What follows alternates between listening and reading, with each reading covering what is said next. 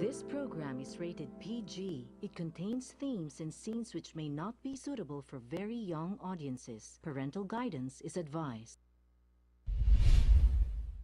Be advised that the views and opinions of the hosts and guests do not reflect those of the station.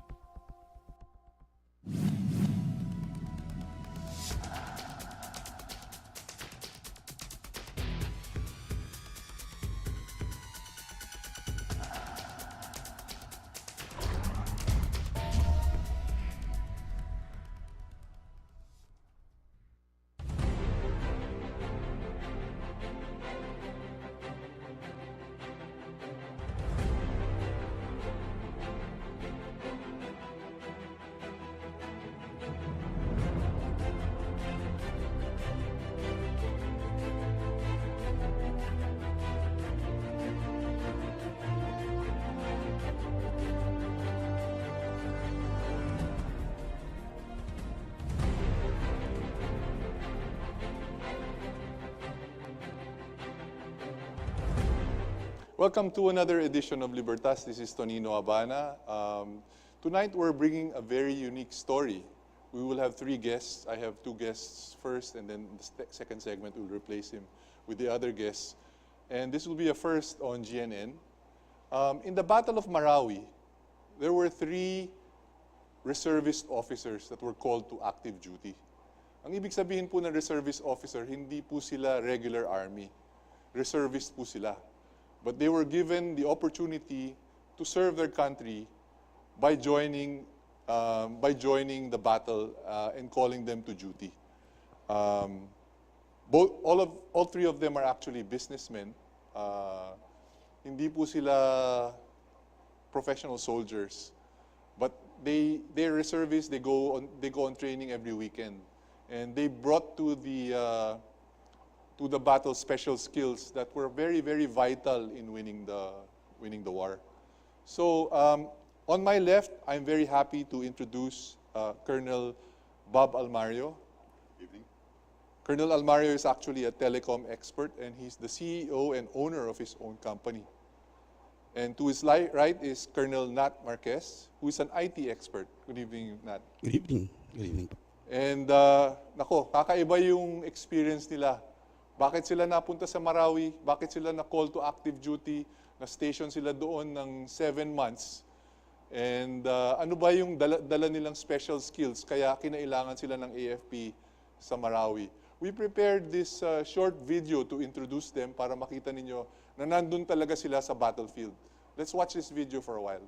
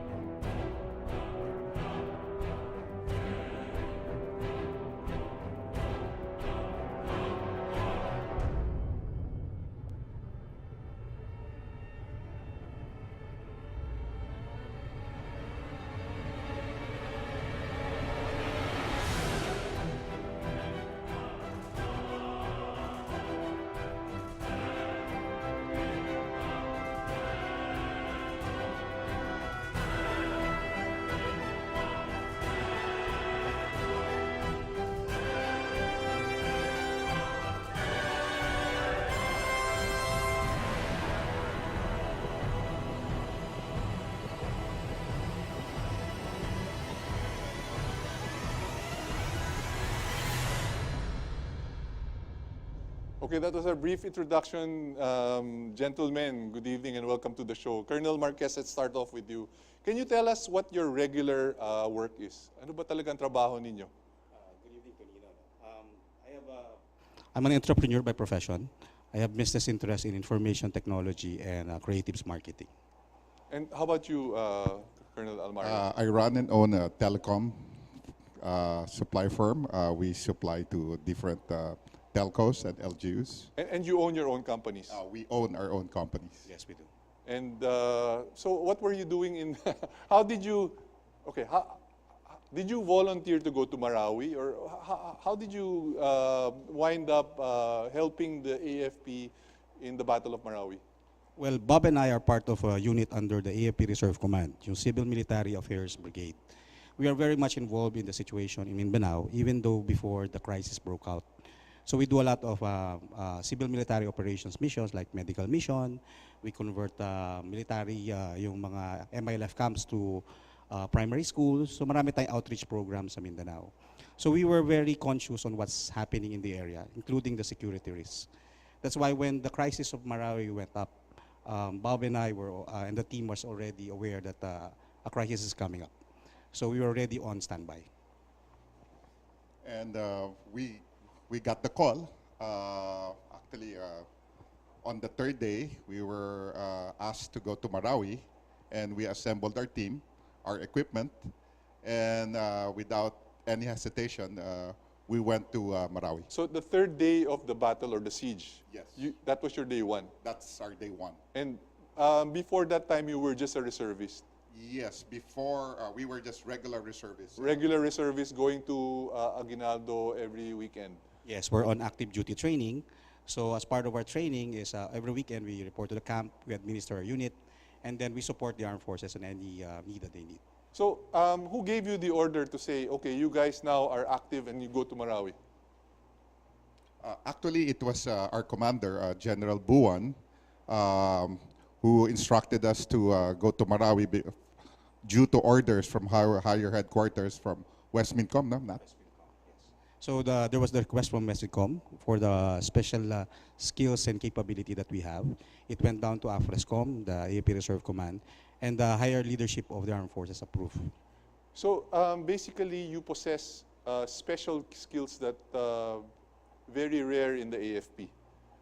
Yes. That the AFP needed to be able to become successful in the battle. Yes, we utilize our own equipment. We mobilize our equipment, our assets, and of course ourselves to go to Marawi with our equipment and our own team, three-man team. So basically, you mentioned that you're in the business of IT and you were in the business of telecom, own and operate your own companies. So what in particular, and you can share those that are not classified, what particular skills did you bring to Marawi and equipment did you bring to Marawi that helped the AFP in that battle? Actually, since I'm in the telecom industry, we bought portable cell sites. Okay. We bought a couple of portable cell sites to help disseminate information to the local population there, but not can. I think the urgency of the requirement when we were called to active duty to go to Marawi is because you are now in a situation where it is volatile and uncertain. We don't know who our enemies are. You don't know who among the populace are the sympathizers. So with the use of this technology, which is the infrastructure capability of the telecoms equipment that Bob carries, we use the power of information, what you call information dominance, to control the environment.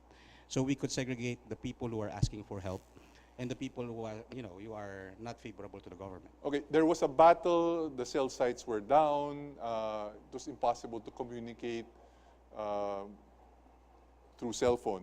So you went there and basically brought your own equipment to get the mobile service going.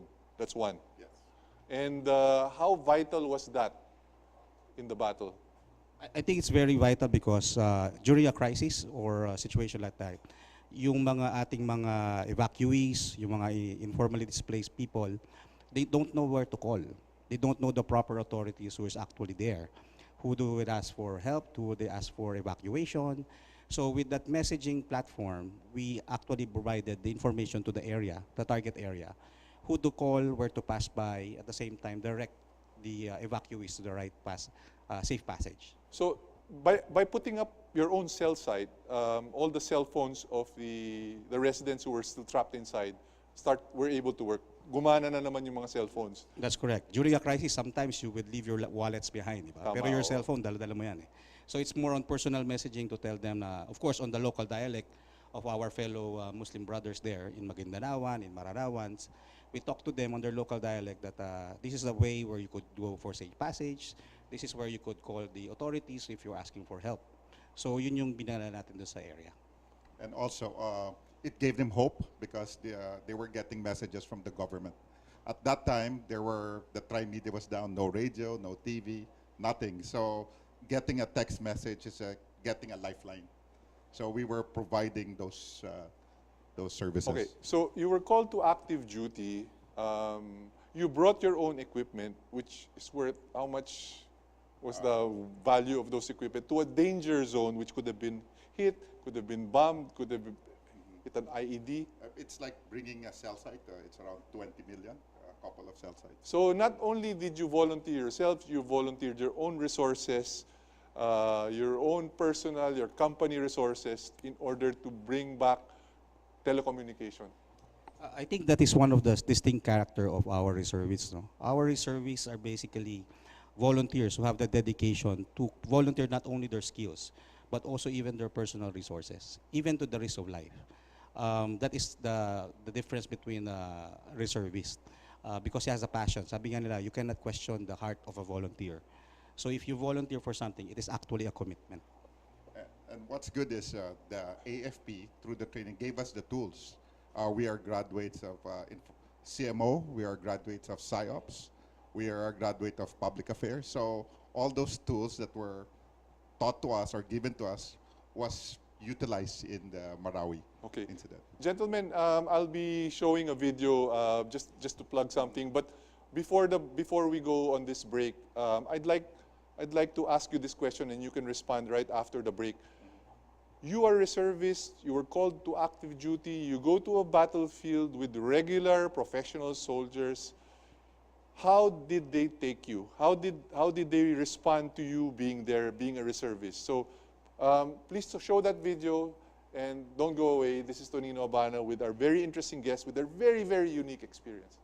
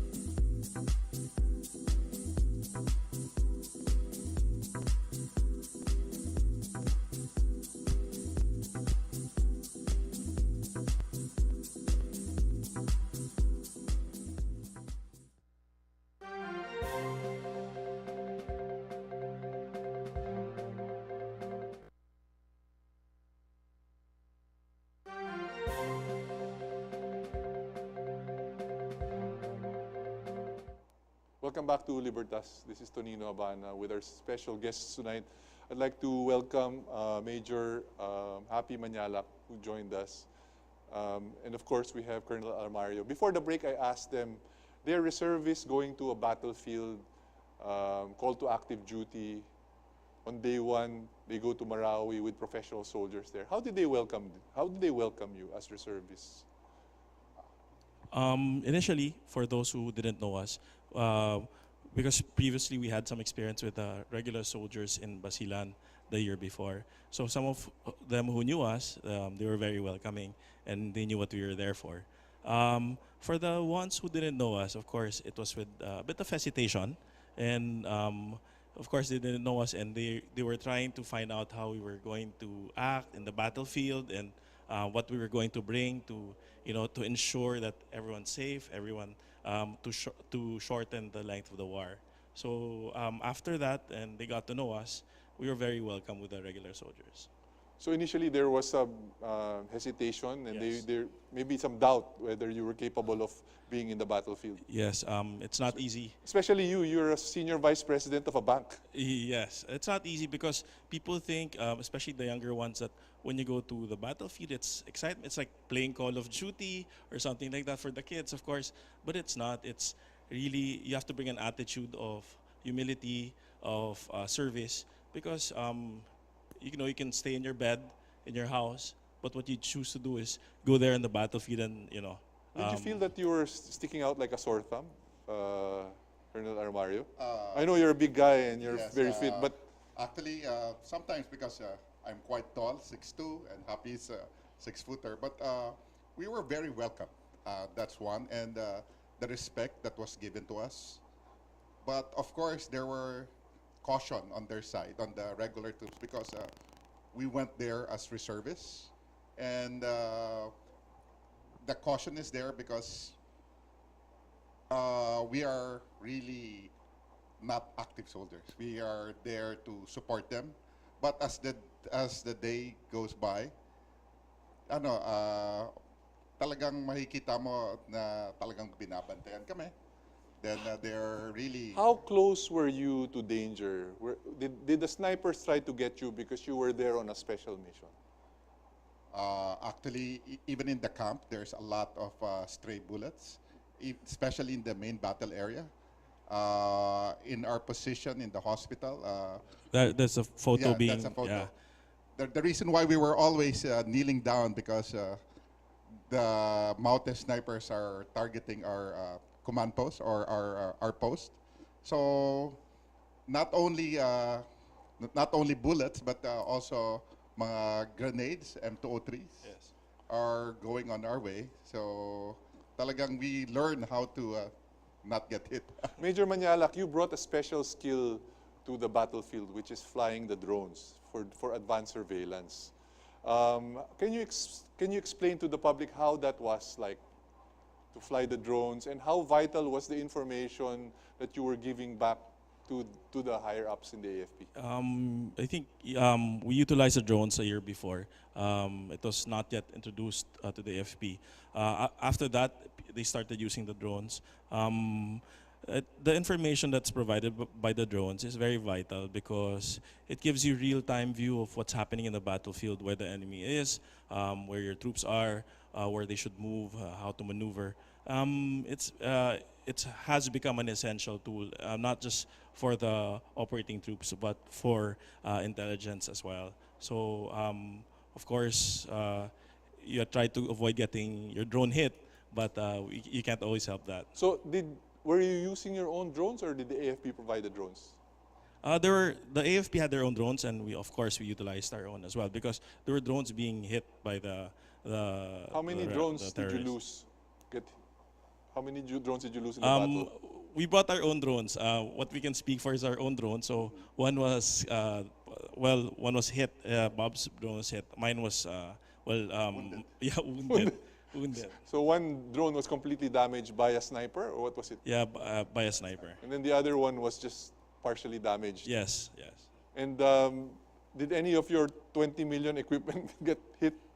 No, actually, it's luckily it did not get damaged. So for 5 months, tuloy-tuloy, we were using the equipment 24/7 for 5 months. But I saw a photo that you showed me that one of your hard drives was hit. That's Happy's. That's your hard drive. Yeah, it was And how hit by- close was the hard drive to you? Was it in your chest? It was or- on the table. It was So on the table, yeah, so it so was a stray, close, pretty a stray, a stray bullet hit the table, and that's where we usually work. So you never know, and we're very lucky to be here, and everyone was looking out for each other there. Can you describe to us the situation of how far away you were in Ground Zero? So Ground Zero was actually the mosque, right? Or was it the city hall? Depends on the time that you were there. Initially, it was away from that, going to the bridges. Then, of course, then they crossed the bridge and going to the mosque. So, if in relation to where we were, maybe 200 to 100 meters away, we were as close as that. But people were looking out for us and made sure we were secure. So when you came in, initially the regular army was doubting your capabilities. They didn't know what you were doing there. But eventually when they saw the benefit, or they saw you fighting with them, being with them, how did they take you then?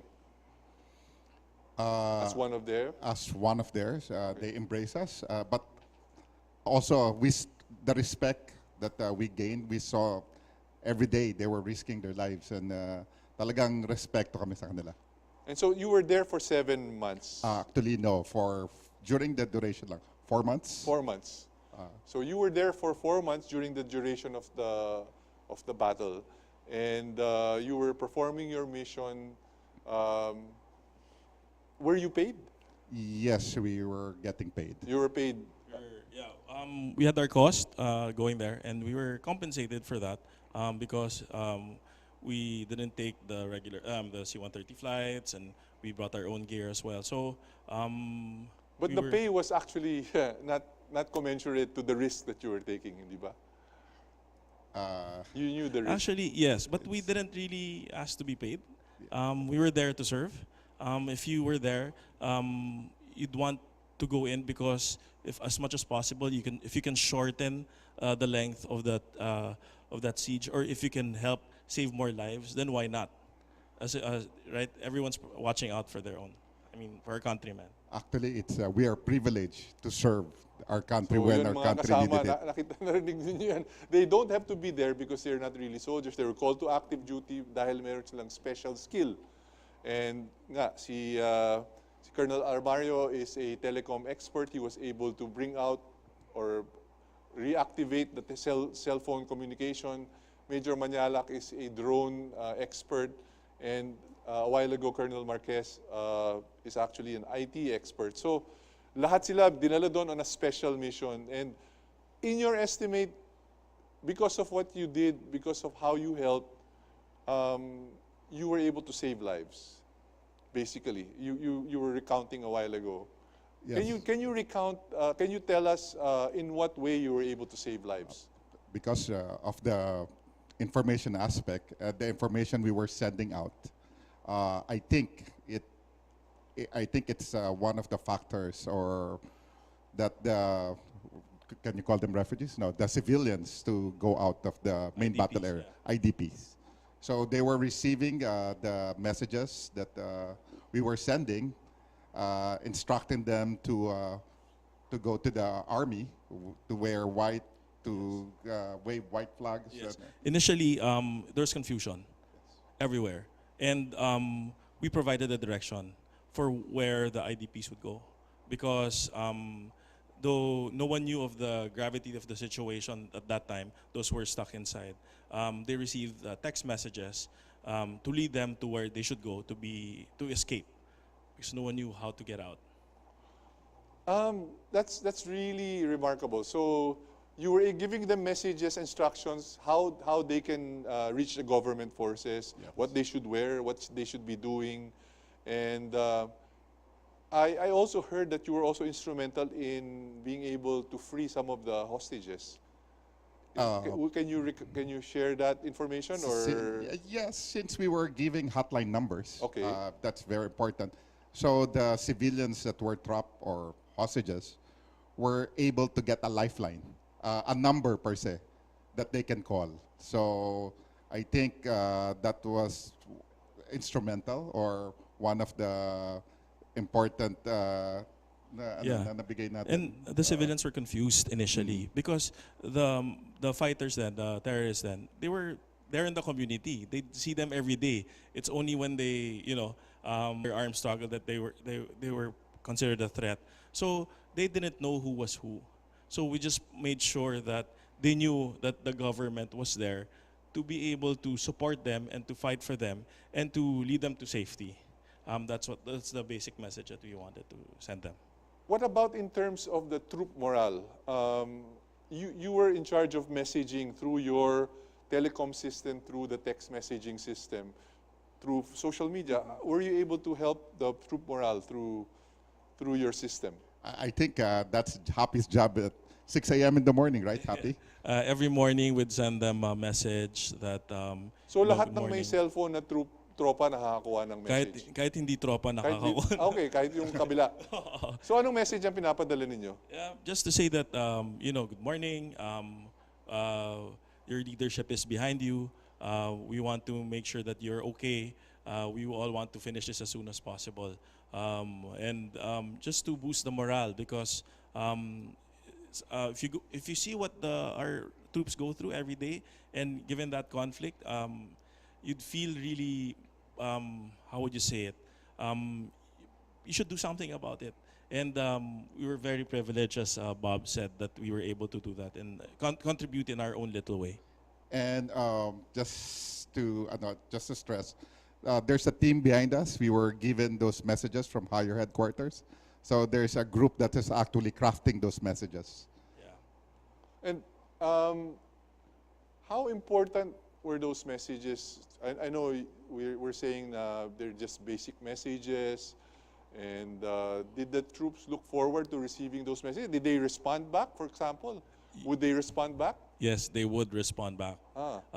We would get maybe a couple of hundred messages a day just to acknowledge that they received the message. So that boosted our morale as well. That we're reaching out to them on a personal basis. You will know if it's a friendly force or any force, because for friendly we will receive "Thank you, sir," and from the enemy we will receive another negative another negative response. So every day we were receiving 100 messages or a couple of 100 messages. We'll be going for a break, but before we go for a break, I'd like to ask you these questions and keep it hanging. How did your family take this? I mean, did they know that you were in a battle zone? When you left, did you tell them you were going to the front lines of Marawi? So they will answer when we come back. This is Tonino Abana. Don't go away.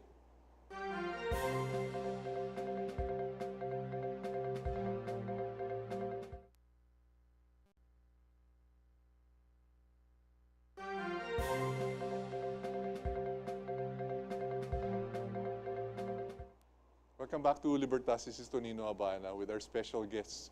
So before the break, I asked our officers, our reservist officers who were called to active duty, who joined the Battle of Marawi because of their special skills. How did their families take their being in the battlefield? Did they know where you were during the 4 months that you disappeared? Colonel Marquez? My family is used to us moving out during weekends because we're very active in the reserve force. We do a lot of outreach program. But when this crisis came out, they were surprised. They only found out that we are in the battlefield a few days after. First, because our deployment was bounded to Zamboanga first. We have to report to the higher headquarters, the unit who handles the area, Western Mindanao Command, before going to the battle area. So they were actually surprised that we were there. Yes, I did not tell anyone from my family where I was because they're used to me going out, especially on weekends. I think they only found out after maybe the second or third week we were there.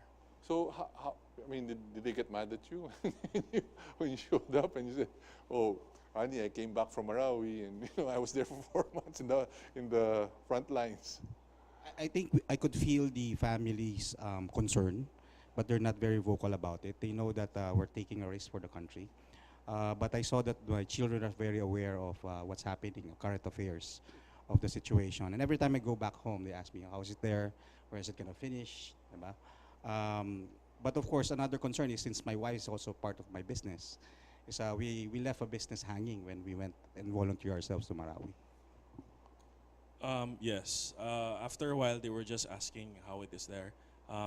They thought I was very stubborn and sort of crazy, maybe in a way, for being there at that time. But later on, when I explained to them of how we should contribute to our country, they understood. By the way, please text your comments and your messages. Don't call, because I can only read the text messages. I can't answer your phone.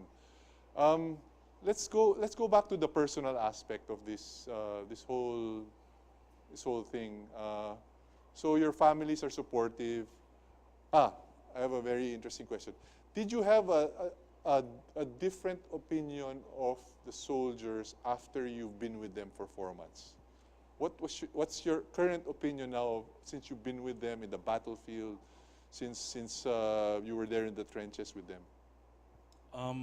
I hold the soldiers in high regard, even before, with the sacrifice that they're willing to give for our country. It's more than yourself. We go through our lives, thinking about how we're going to, make the next buck, or how we're going to survive the day. Aside from that, they go there to make sure that you're safe in your bed at night and in our own homes. So. So that's why I volunteered, because I want to be like them. Maybe I'll reverse the question. Do the soldiers now feel that the reservists, they look at the reservists with a different view after your service in Marawi? I think we made the mark in the reserve, in the regular force, no, to prove that, our reservists here is part of the total AFP. We're part of the total armed forces. The armed forces is 20% regular force, and we have an 80% reserve force. And we're here not to compete with the regular force. We're here to complete the armed forces. So they have some inherent skills. We have some inherent skills that we have. And we have some resources that are, sometimes not ours personally, but we have a network of resources from sympathizers, volunteers, and advocates who would like to support the cause in protecting the security of this nation. Okay, I'd like to read some of the text messages. I salute the soldiers who fought for the country. Thank you so much. Please give my respect to them. Thank you very much. Another question. You mentioned that the reservist force is the bigger part of the whole defense system of this country, and part of that is actually the ROTC. Are you in favor of bringing back the ROTC and making it mandatory again, or the way it is right now with the NSTP system? Yes, I am in favor of putting back the ROTC. It just doesn't give you, people think it's just marching and being under the sun the whole day. It's more than that. It gives you discipline. Then it makes you a little bit selfless, how to contribute to a bigger group. I'm a proud product of the ROTC program of the Pamantasan ng Sud ng Maynila, and I'm very, very for the going back of the mandatory ROTC. I think a bigger picture of that is, I think the spirit of the law of the NSTP, or the National Service Training Program, is the service.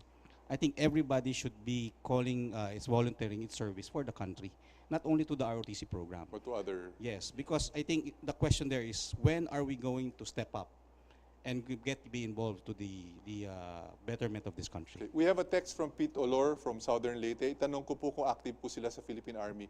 Mga reservists po sila, they were called to active duty at nagserbisyo sila sa Marawi. Pero balik ulit sila doon sa kanilang regular na negosyo. So how long were you in active service?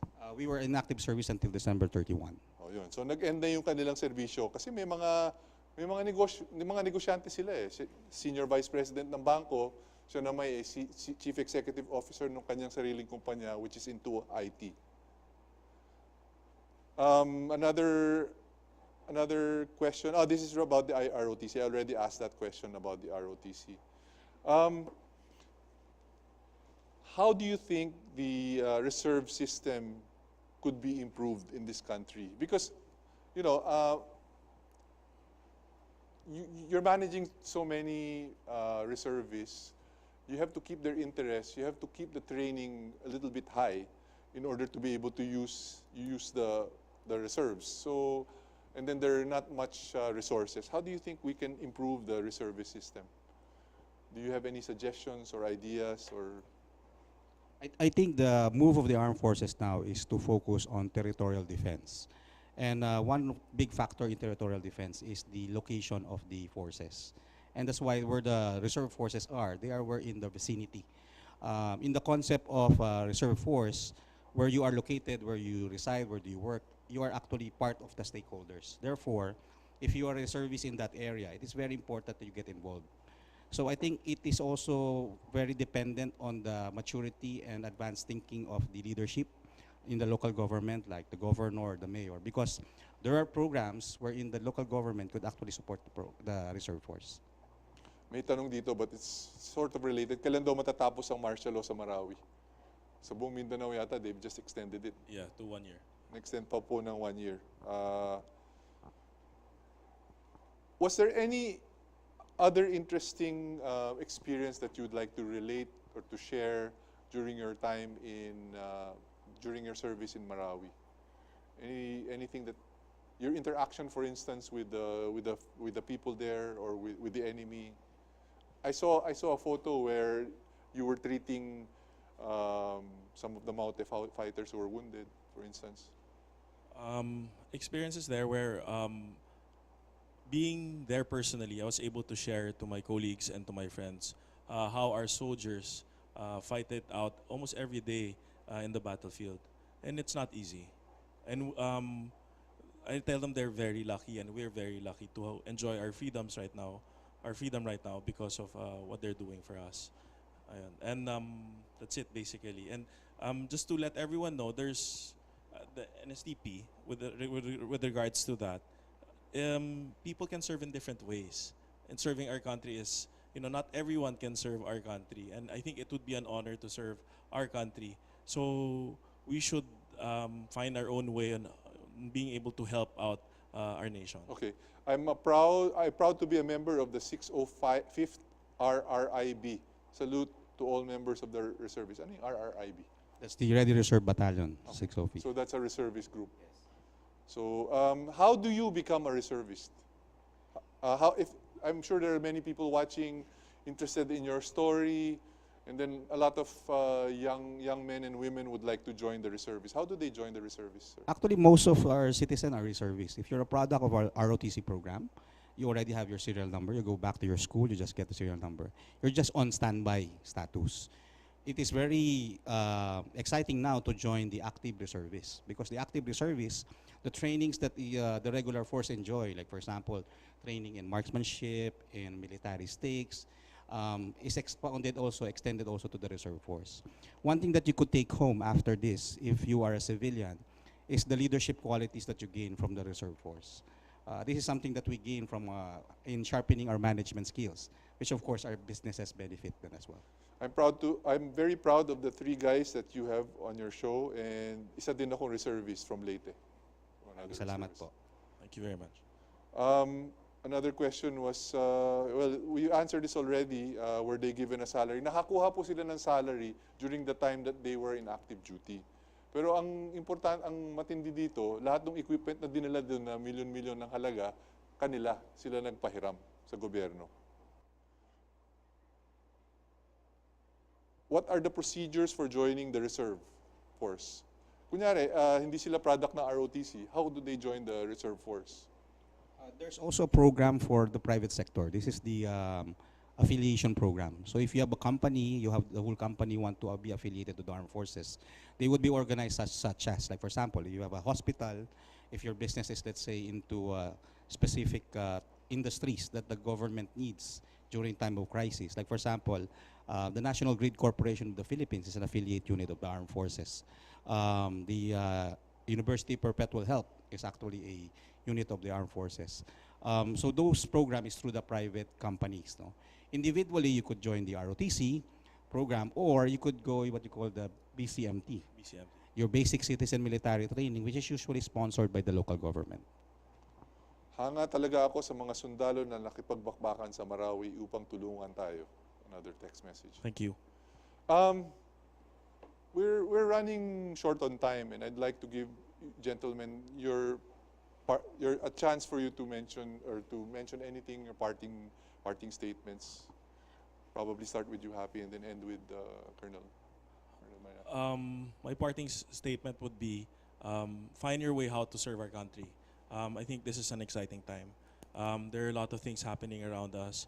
Information is available to us, and there are different ways to serve it. This is how I found my way to serve my country, and you should find your own way and do your service with humility. That's my message. Colonel Marquez. As I said kanina, nobody beats the heart of a volunteer. If you volunteer, you have to give your commitment. If you commit to it, you have to be dedicated. You don't only offer your skill, your resources, but also your network. It is also, as I said, to reinforce the statement of Happy, this is an exciting time to serve our country, to support our country. Not everybody is given the opportunity to serve this country. During the crisis, it taught us to be humble. It put our foot on the ground. And actually, you could really feel and sense the state of the nation when you go down to the people who really needs the help. And who else is going to help our countrymen, but also only ourselves. Well, thank you so much, the three gentlemen, for your service to this country. I know this is an extraordinary service that you have given because you not only volunteered your resources, but also risk your lives just to help this country. So this is Tonino Abana. Time has run out. Thank you so much for watching. I hope you enjoyed this show. Signing off, this is Libertas. Thank you.